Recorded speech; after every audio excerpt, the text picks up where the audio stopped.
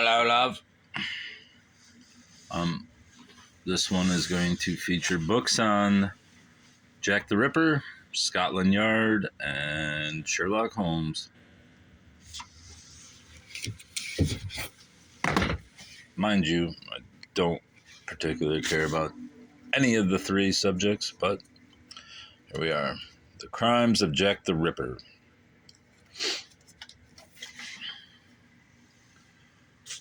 If these crimes were being investigated today, what would the authorities consider to be the vital clues? Hear the train. How would their profilers describe England's first serial killer, and who would they be looking to convict? Do we really believe he was the first serial killer? I can't believe that. More than a century after he stalked the streets of London's East End, Jack the Ripper continues to exact a macabre fascination on the popular imagination. After scrupulously re-examining official documents of the time, investigative journalist Paul Rowland strips away decades of myth and misconceptions to reveal the identity of a brand new suspect who has never been seriously considered until now. Let's see if there's any good photos. Oh no, what's this? The five-pointed star has been adapted as a magic symbol in many different cultures. What's this?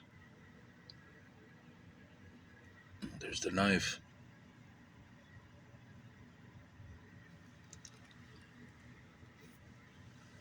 Jack.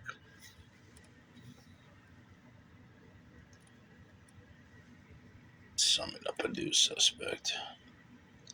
He was about 28 years of age with a dark complexion and small dark mustache and a heartfelt deerstalker hat.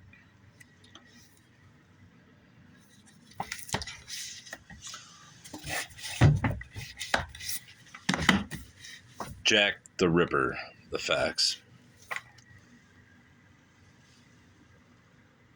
In the autumn of 1888, a series of prostitute murders in London's poverty-ridden East End caused a sensation around the world. The killer was never caught, perhaps never identified, but became known to posterity by the chilling nickname Jack the Ripper.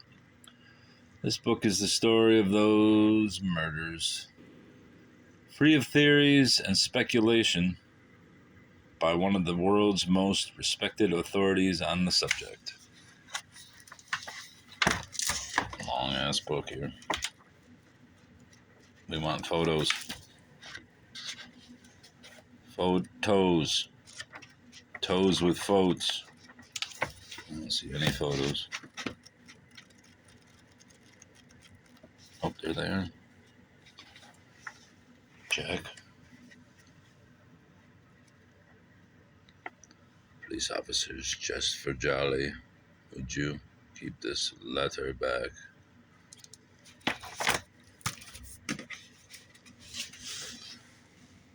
No murderer had before or has since caused such a sensation, passed so quickly into folklore, gained an image, top hat, cape, and Gladstone bag that is truly iconic, as instantly recognizable as Sherlock Holmes. Deerstalker and meerschaum pipe, and is capable of conveying a meaning understood around the world, even by people who know nothing about the Ripper or what he did, or that he, unlike Holmes, actually existed.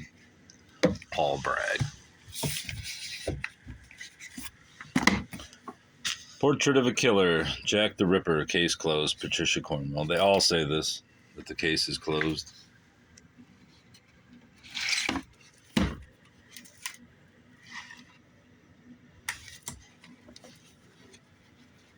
We will judge if it's closed. What is this? Hookers?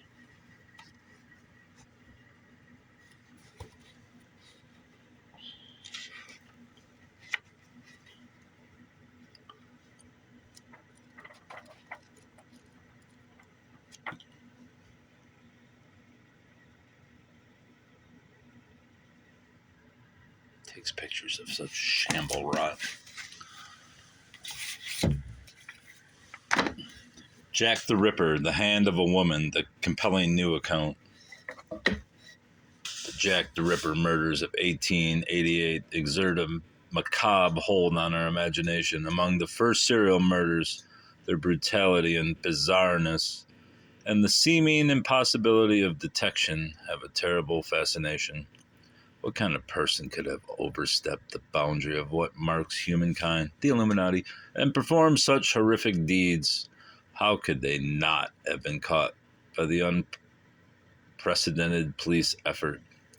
The murders were reported on around the world, and the murderer was the first to be given a macabre nickname. He has been the subject of hundreds of books and several films, but his identity remains a mystery.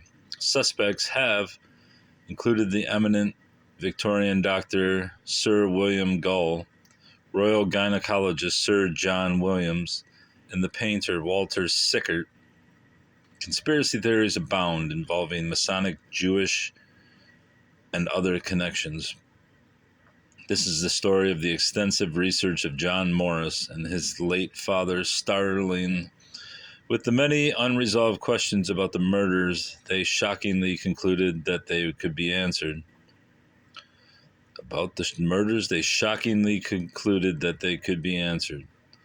If Jack was in reality a woman, not a man, but who could she be? After many twists and turns, they reach an all too plausible conclusion. Do they know?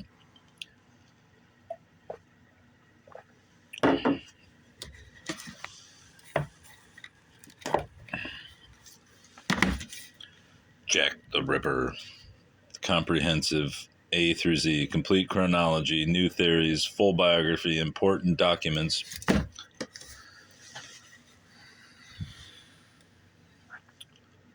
Who was Jack the Ripper? The question has plagued policemen, doctors, journalists,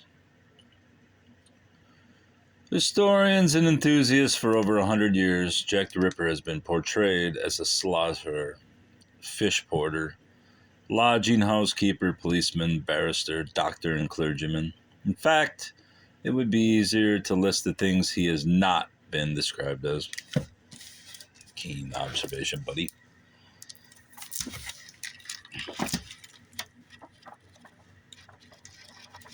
No, what's this? Double feature. Descendants 2 and Guardians of the Galaxy, Volume 2. The Nelson County Public Library. What the fuck is Nelson County? Anyway.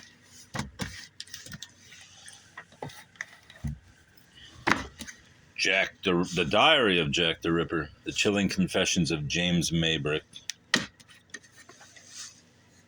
The Diary of Jack the Ripper generated a storm of media attention when it was published in hardcover.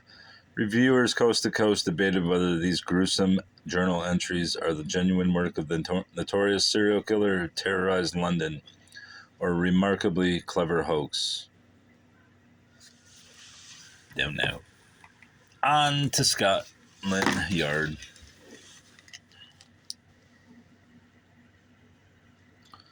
Bloody Business, an anecdotal history of Scotland Yard. Oh, look at that. Blood. Opening another door, Fagin crept into the Queen's bedroom, gently parting the bed curtains. He found Elizabeth II awake. Sitting beside her on the bed, Fagin inquired about the royal family, calmly engaging the intruder in conversation. Her Majesty pressed the button of a silent alarm. No one answered. As Fagin rambled on, she picked up a bedside telephone to whisper to an operator to send a policeman. It would be a long 10 minutes before a constable responded.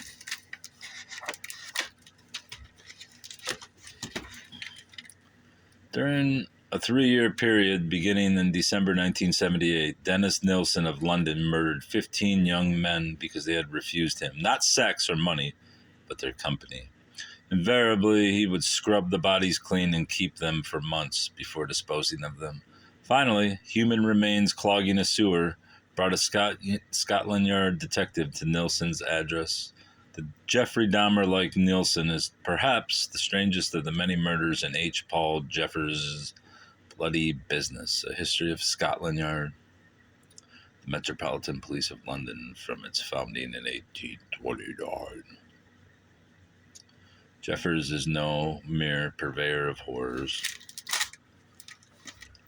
I like that cover. It's squat.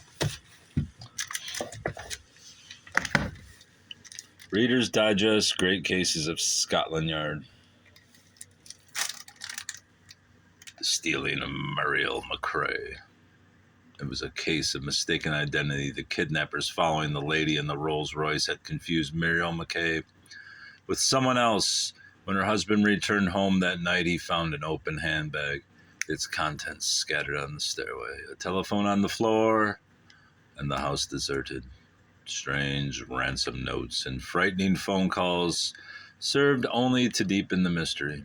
The search for Mrs. McKay's whereabouts became an agonizing struggle, a race against time to save her from the mysterious figure who identified himself only as M5, or is it M3? M3. I am M3. It's a cool little photo, even though it's got a huge glare.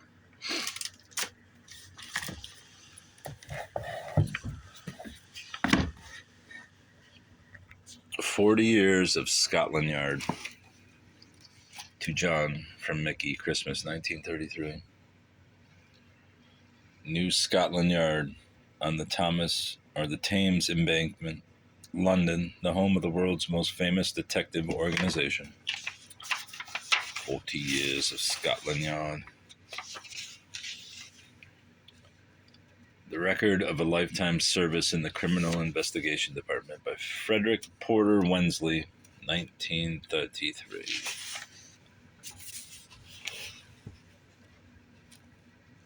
All gangs are not in Chicago. The Last Drop. Criminal Investigation. Murder of a news agent. The career of Bertha Weiner.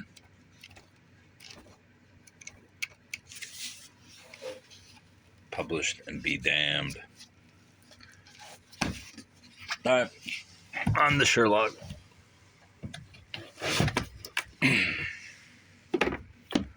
The mysteries and the mysterious Sherlock Holmes. The mysteries of Sherlock Holmes. Obviously, these are reproductions of the originals. Holmes unlocked his strong box, and held up the blue carbuncle, which shone out like a star with a cold, brilliant, many-pointed radiance. It's basically a illustrated edition from probably the 80s, maybe 90s, 96.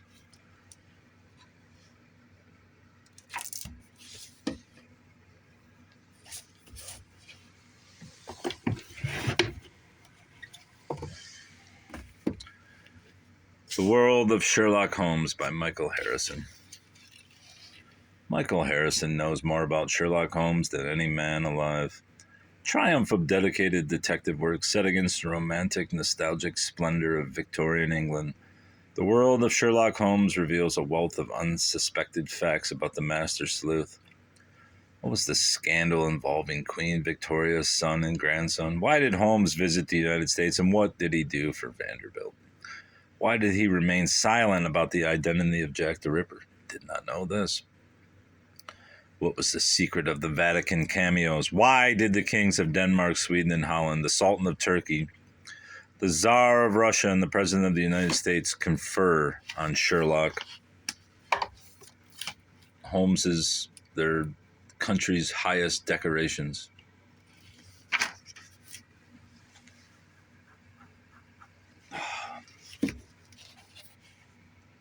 Sherlock wiretapping in the national interest. No time for elaborate disguise and electrical artisan. Just the doffing of a jacket, the rolling up of a shirt sleeve, the hasty affixing of the Clarkson false mustache. Also, always carried in a waistcoat pocket.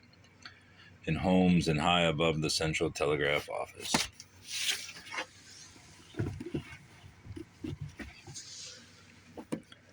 The New Adventures of Sherlock Holmes. I've noticed that there seems to be people who are trying to carry on the Holmes tradition, which seems pretty corny, but maybe people love it. 16 modern mystery writers, including Stephen King, have contributed. Does Stephen King have enough money? Go away. I guess this was back in probably the 80s, so he wasn't rich enough then. Was studying Scarlet.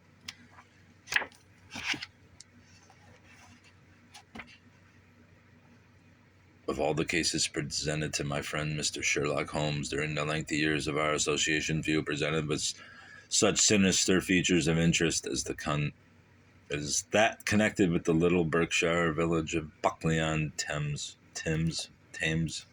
What is it? Thames.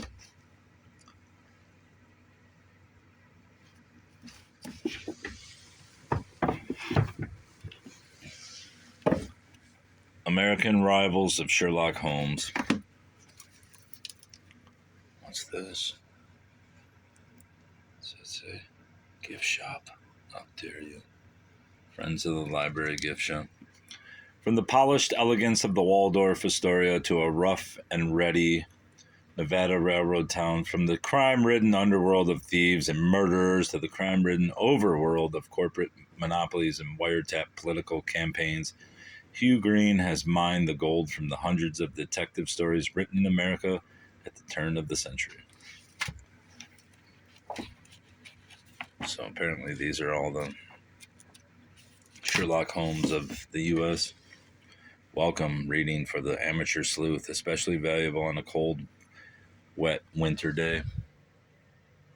I don't know about wet. A folio of light-fingered, high-handed diversions.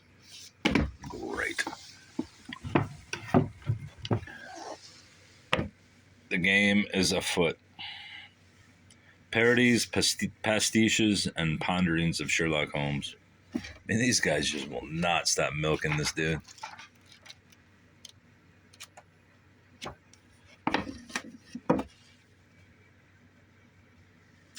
If your heart belongs to Baker Street, don't miss Marvin Kaye's generous anthology.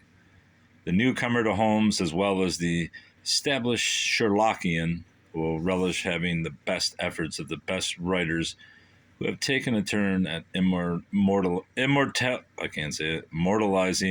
the detective published. I can't fucking read. The detective collected in one book.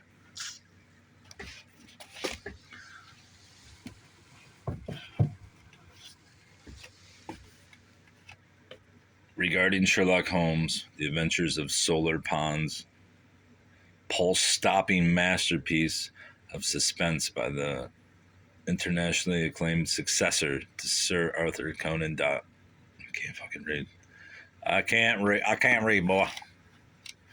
I always love these old books when they got the cigarette ad in the middle. True.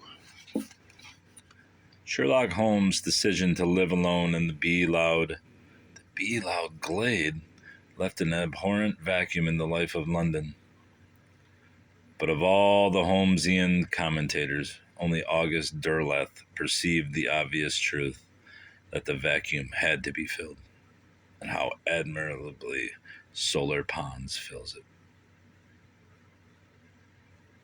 Okay.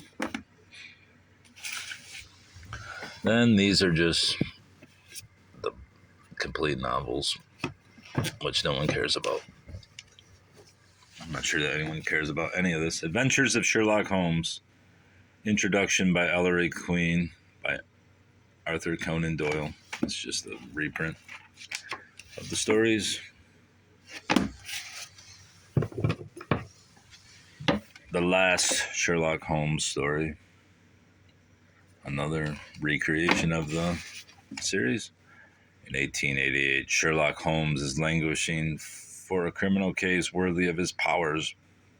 Then one materializes, heralded by the spatter of gore and the shriek of headlines. For in vice-ridden Whitechapel, 3 female paupers of dubious morals have been murdered, their bodies hideously defiled, and in taunting letters their killer announces his intention to strike again and signs his name, Jack the Ripper. The Private Life of Sherlock Holmes by Vincent Starrett. A masterpiece. No one can surpass it for richness of phrase, depth of observation, and superb sardonic delight. Vincent Starrett has done more than any other historian to capture the deep philosophical and poetic truth that lies behind the saga of Sherlock. Best piece of work written on the most memorable fictional detective. Wry, thoroughly authoritarian, and extremely fascinating chronicles. My father would approve. Adrian said that. That's great, Adrian. I didn't know we had a kid named Adrian. This work has long been on the print. In fact, those few copies found in the last decades have often brought prices usually attached to rare books and curiosa. The original edition was first published by Macmillan in 1933. Mr. Starrett revised and enlarged the work for a University of Chicago edition in 1960. And that is that.